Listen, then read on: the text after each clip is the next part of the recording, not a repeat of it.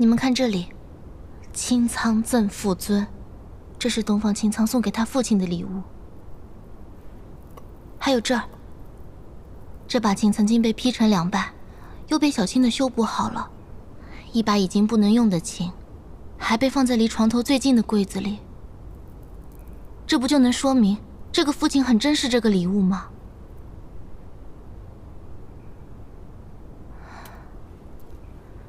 还有这个木屐，这是小孩子的玩意儿。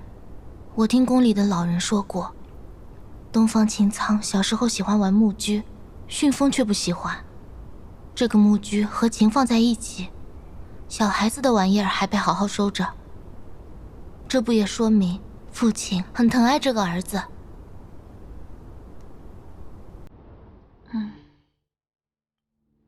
这叫起居注，是月尊身边的进士用来记录他一言一行的卷宗。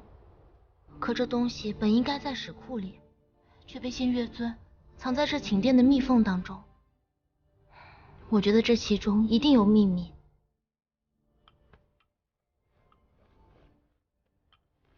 上阙。4月中，尊上与清苍、迅风试夜火剑。迅风难敌夜火，持剑一瞬即败。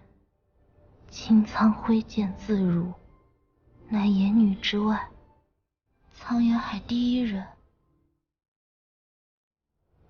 然后呢？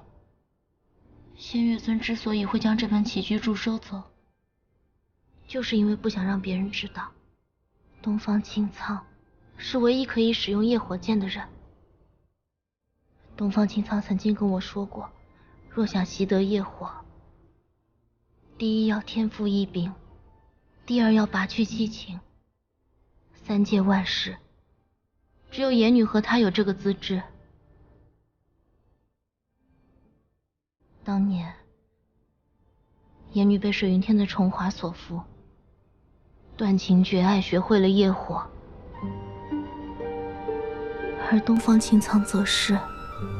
就连他发现我是天赋异禀、唯一可能练就夜火的天才时，他都没有对我笑过一次，甚至他还看着我说了一句：“为什么是你？”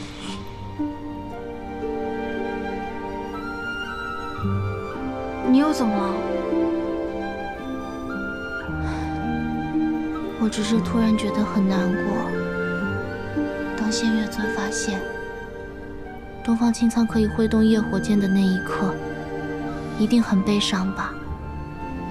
那明明是他最疼爱的儿子，却要为了振兴苍岩海，学习夜火，拔除七情，受尽痛楚，所以他才会看着东方青苍说：“为什么是你？”